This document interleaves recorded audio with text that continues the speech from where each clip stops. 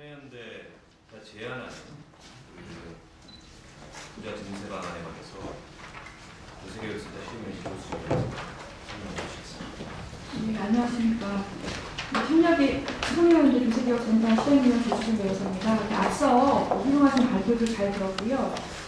제가 최근에 한 설문조사를 보니까 이 법인세 도입에 대해서 그 설문조사에 응하신 분들의 81%가 찬성을 했다라는 조사를 봤는데요. 지금 한나라당 주도로 2011년 12월 30일 날 통과된 그 소득세 최고 구간 신설에 대해서 평가를 좀 하지 않을 수가 없을 것 같습니다. 지금 과세표준 3억 원 추가에 대해서 38% 최고 구간 신설을 하셨는데요.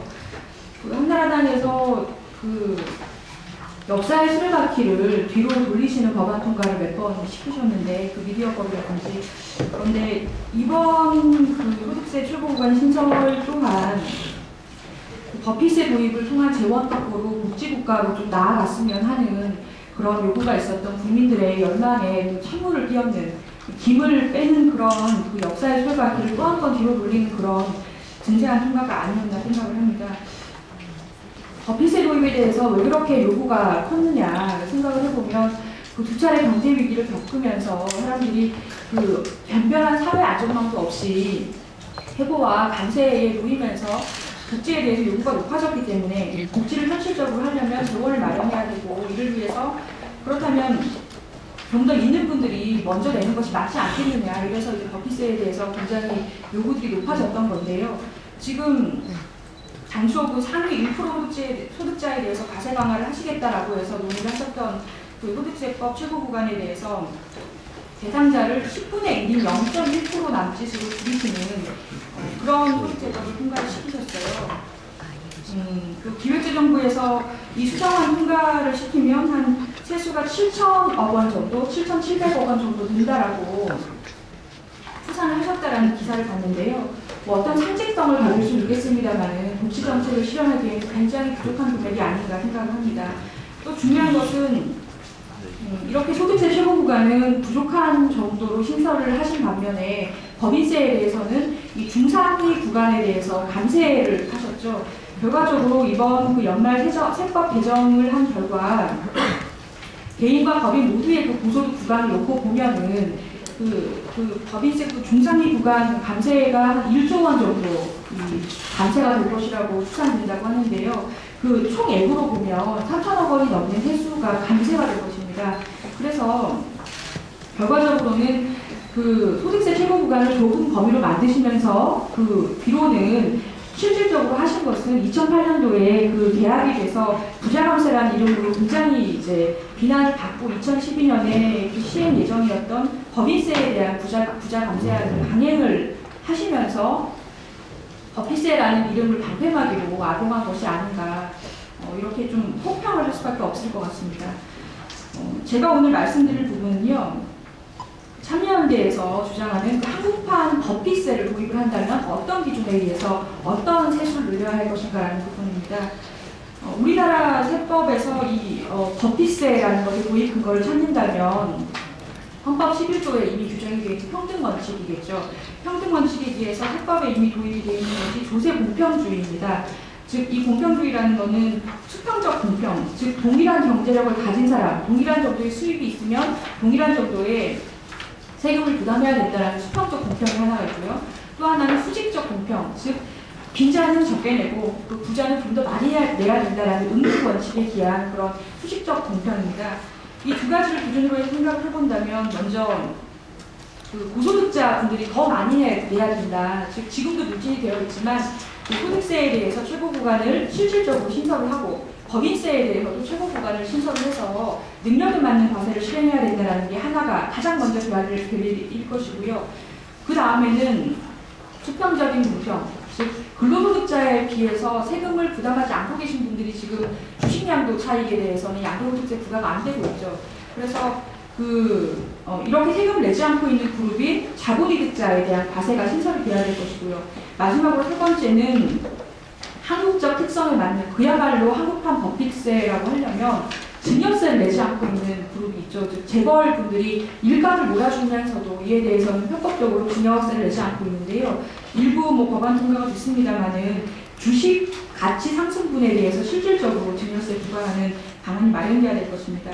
이 세 가지 쟁점에 대해서 그럼 구체적으로 어떻게 하자는 것인지 좀 상수를 드리겠습니다. 첫 번째, 먼저 돼야 된다라고 저희가 주장을 하는 그 한국판 법비세는 소득세하고 법인세에 대해서 최고 구간을 신설을 하자는 겁니다. 그 소득세 최고 구간 신설 부분은 그 우리나라 고소득층이 굉장히 빠른 속도로 늘고 있죠. 양극화가 진행이 되면서. 그런데 2009년을 기준으로 해서 우리나라 소득세 부담률이 GDP 대비 3.6%라고 합니다. OECD 회원국 평균이 8.7%인데요. 즉 그 절반 정도에도 못 미치고, 특히 소득세 최고세율이 2010년 그 자료 기준으로 하면은 OECD 34개국 중에서 26위, 거의 하위권이라고 합니다. 충분히 더 늘릴 수 있는 여지가 있다는 것이죠.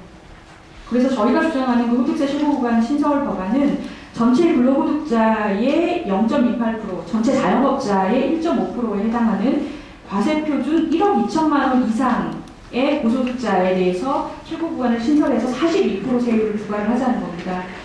이렇게 되면 작년법 기준으로 해서 2조 원 이상의 세수가 확보될 것으로 보입니다. 그리고 두 번째, 그 법인세 최고 구간을 신설하자라는 부분은요. 2000년대 이후에 그 기업들의 그 한계 투자 성향이 0.3으로 하락이 돼서 기업 소득이 10,000원 늘어날 때 투자가 단지 3,000원 증가를 하지만, 만약에 이 10,000원을 저소득층에게 준다면, 지원을 한다면 그 10,000원을 다 쓰기 때문에 10,000원에 가까운 소비 유발 효과가 있다라는 연구 결과가 있죠. 중장기적으로 기업에 대해서 어떤 국가가 투자를 지원을 하거나 하는 것은 축소가 되거나 또는 폐지가 되어야 될 텐데요. 2009년 기준으로 국제 비교를 좀 해보면 우리나라의 그런 기업 부담 직접세, 즉 법인세하고 기업이 부담하는 사회보장 기여금을 합한 그 직접세 비율이 6.3%라서 OECD 회원국 평균의 77% 정도에 불과하다고 합니다. 그리고 2011년에 우리나라의 그 최고 구간 법인세율이 22%도 그 회원국들 중에서 19번째, 34개국 중에서 19번째로 굉장히 낮은 수준입니다. 그래서 특히 제일 현실적으로는 법인세 증세가 단일 세목으로는 우리나라 전체 세입의 3분의 1을 법인세가 차지하고 있기 때문에 여기서 세율을 더 부담할 수 있는 여력이 있는 분들에게 좀 더 올린다면 가장 큰 세수 증대를 가져올 수가 있거든요. 이게 현실적인 또 이유인데요. 그래서 저희가 주장하는 안은 그 과세표준 1,000억 원 초과하는 대기업, 2009년 기준으로 하면 190대입니다. 이 대기업들에 대해서 27% 세율의 최고 구간을 신설하자는 겁니다. 이 경우에 한 6조 원이 넘는 세수가 나올 것으로 생각이 되고요.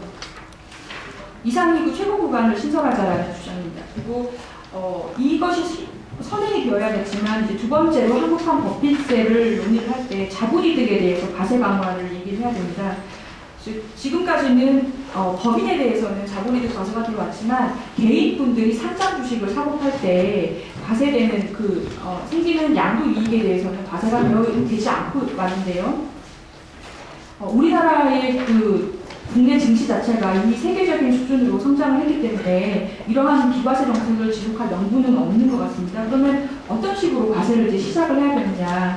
대만과 일본 사례를 많이 얘기를 하죠. 즉, 대만에서 너무 성급하게 시행을 하셨다가 다시 이제 정책을 누르셨던 일이라든지 여러 가지 얘기를 하는데, 일본식과 같이 점진적으로 도입을 해야 되지 않나 생각을 합니다. 구체적으로는 분류과세를 먼저 해야 될 것이고요. 그리고 종합소득 양도세율처럼 6에서 35% 정도의 차등적으로 과세를 해야 될 것이고요. 가장 중요한 것은 개미 투자자분들, 적은 그런 소득을 내신 분들에 대해서는 일단은 비과세, 그러니까 실질적으로 비과세가 되는 결과가 되지만 법적으로는 공제율을 좀 높여줘서 처음에는 좀 점진적으로 시작을 해야 될 것 같습니다. 예를 들면은 1년 누적한 그 투자 이익이 3,000만 원 미만인 경우에는 공제를 해주고, 세금을 내지 않게 하고, 3,000만 원 이상의, 이것도 부자 증세가 되겠죠. 고소득자들에 대해서 먼저 이 양도소득세를 부과하는 법안을 시행하고 점차적으로 이 과세 대상을 점점 늘리는 방향으로, 즉 공제액을 줄여나가는 방향으로 도입을 해야 된다고 보고요. 그리고 손실이 난 해에 그 손익을 서로 2월에서 그렇게 공제할 수 있도록 2, 3년 정도는 손해와 그리고 그 이익에 대해서 좀 공제 기간을 둬야 된다고 생각을 합니다. 그리고 파생상품에 대해서도 따로 비과세할 이유가 없기 때문에 그 양도소득에 대해서 같이 관리를 해야 될 것이고요. 마지막으로 한국판 법인세라고 하려면 이게 또 꼭 들어가야 될 텐데요. 즉 그 공평과세에 역행하는 대표적인 사례로 그 재벌분들이 편법 증여하는 일감 몰아주기에 대한 증여세 부과죠. 연말에 그 상속세 및 증여세법이 통과가 돼서 거래를 통한 이익 부분에 대해서는 일부 그 증여세 부과할 수 있는 근거가 열렸습니다. 이에 대해서는 긍정적으로 평가를 합니다만 사실 이번 그 조세 개정안에 따른 과세액이 한 1,000억 원 정도일 것이라고 추정이 되는데, 이 기획재정부에서 추산하신 것에 의하면 이에 비해서 경제기업연구소가 2011년 6월 29일에 발표한 보고서에 의하면 이러한 일감 몰아주기, 그 회사 기획유용이라든지 지원성 거래를 통해서 재벌들이 2세나 3세에게 그 증여한 부가 한 10조 정도에 이를 것이다라고 합니다. 즉 이에 대해서 만약에 그 일반적인 증여세 비율로 세금을 매긴다면 굉장한 수의 사실은 세금을 거둬야 되는 것이죠. 이런 방법은 주식가치 상승분에 대해서 세금을 부과를 해야 된다는 것입니다. 그래서 증여세가 실질적인 부의 증가분에 따라서 부과될 수 있도록 저희 참여연대에서는 주식가치 상승분을 기준으로 해서 과세를 해야 되고, 또 1년 동안 기간을 무게해서 판단을 해야 된다, 이렇게 주장을 합니다. 정리를 하자면 3가지 방안을 말씀을 드렸고요. 먼저 해야 될 것은 소득세, 법인세 최고 구간에 대해서 다시 논의를 하는 것이다라는 것입니다. 즉 이런 보편적 복지에 대해서 사회적 관심이 생긴 것이 더 이상 경제성장 일변도의 정책으로는 우리의 일상의 불안, 노후에 대한 불안, 그리고 교육에 대한 불안들을 해소할 수 없다라는 것, 이것을 모두가 다 이제 알게 된다는 거 아닙니까? 그래서 한국판 법인세에 대해서 새해에 더 많은 논의가 있어야 될 것으로 보입니다. 이상입니다. 예, 고맙습니다.